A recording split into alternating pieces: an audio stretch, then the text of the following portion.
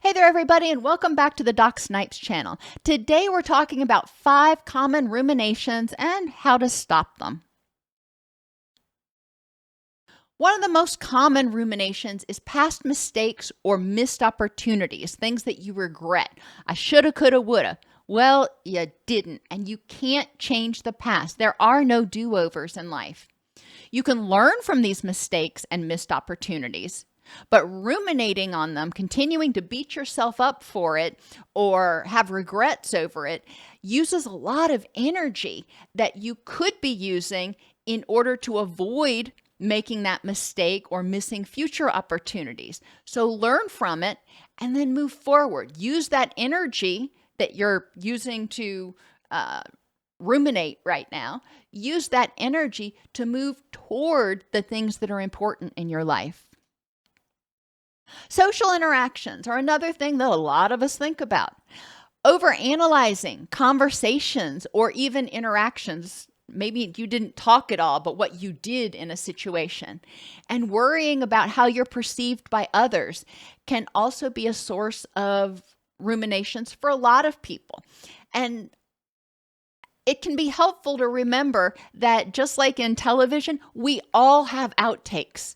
There was a time when I was working in residential treatment that I was wearing a dress and I had stockings on underneath my dress. And I went to the front of the building where our restrooms were and used the restroom, washed my hands, walked out, and started walking down the hall of the residential center. And at this point, I was the treatment director and didn't realize that I had tucked my skirt into my stockings.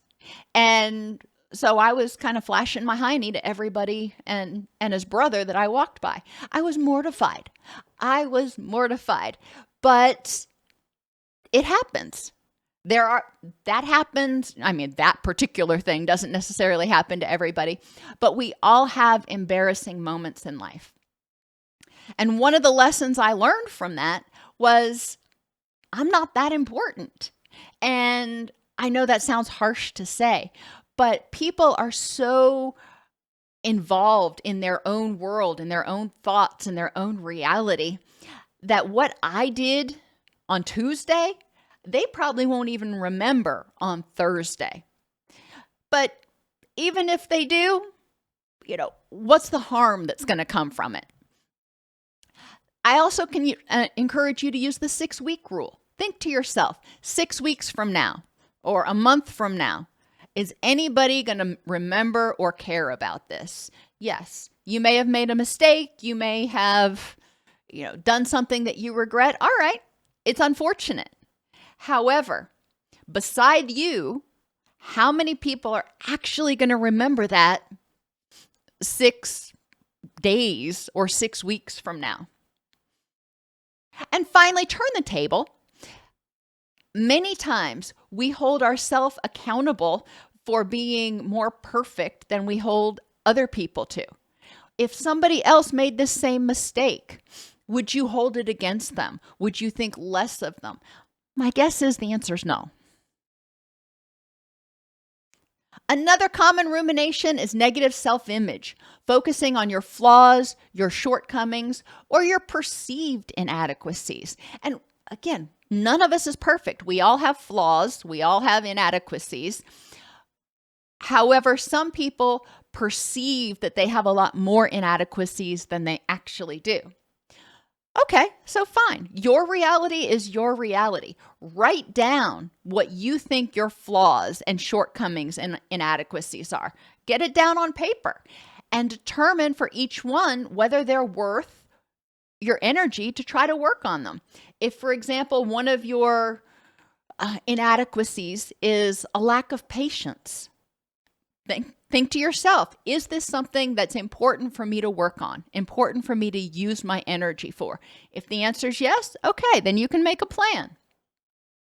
Write down your strengths. Focusing on only your flaws, shortcomings, and inadequacies can really be unpleasant. Yes, we all have room for growth.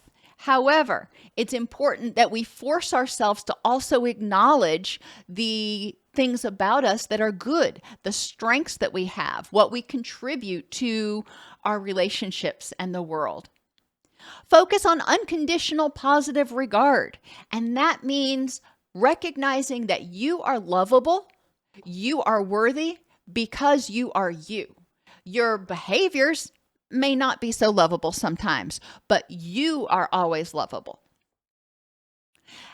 And a final technique you can use is identify people with the same flaws and think to yourself, do I judge them as harshly as I judge myself? If somebody is not good at math, okay, and you think that that is a huge shortcoming you have, find somebody else that's not good at math, especially if there's somebody out there that you admire, and think to yourself, do I think less of them? If you've got ADHD, there's a lot of lists out there of famous people and successful people who have ADHD. And think to yourself,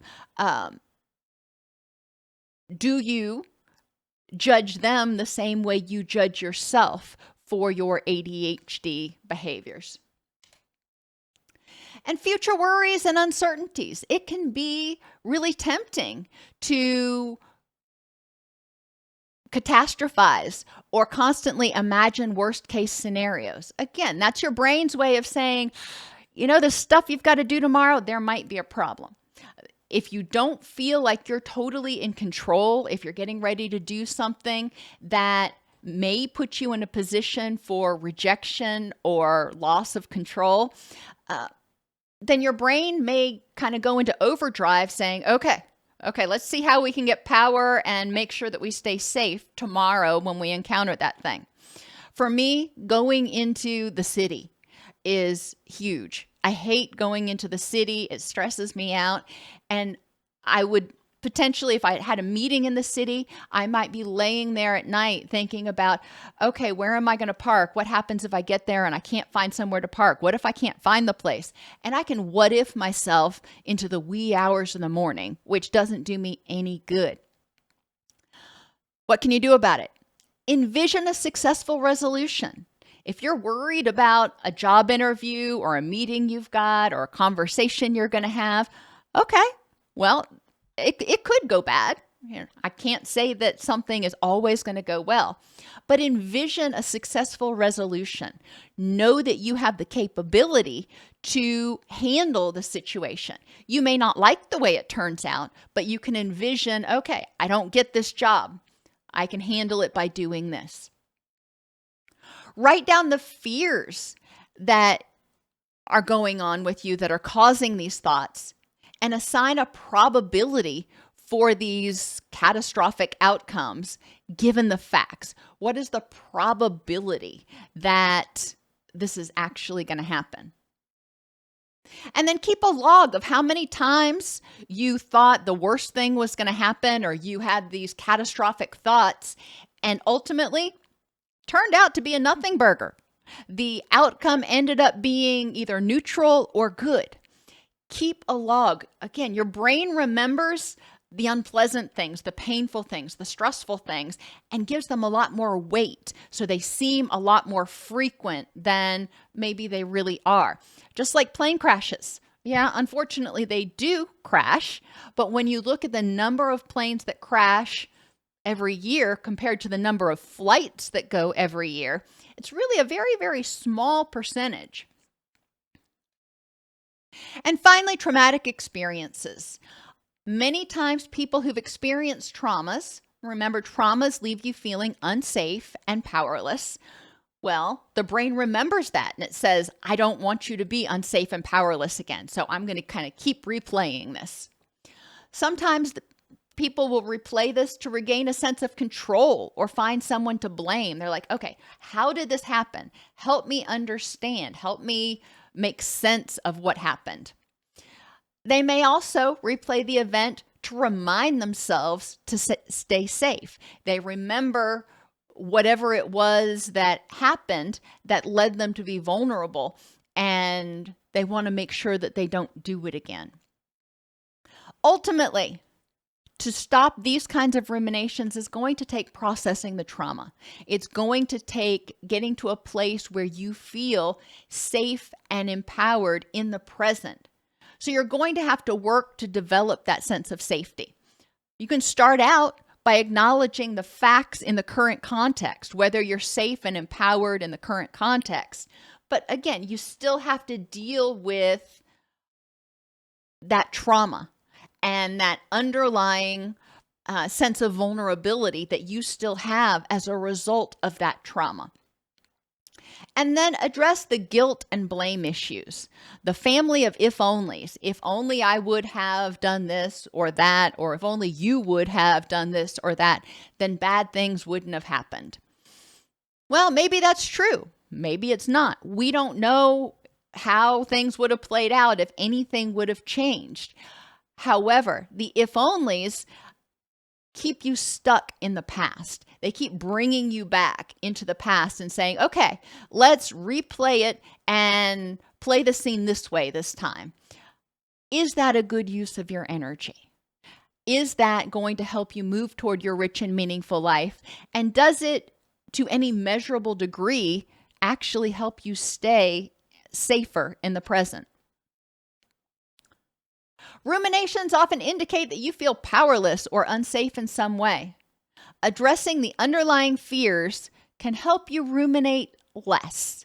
Everybody's going to ruminate sometimes, and understanding what it is, understanding its function, and then addressing it. The function is to help you stay safe. So what is it that you need to do, if anything, to stay safe given the facts in the current context?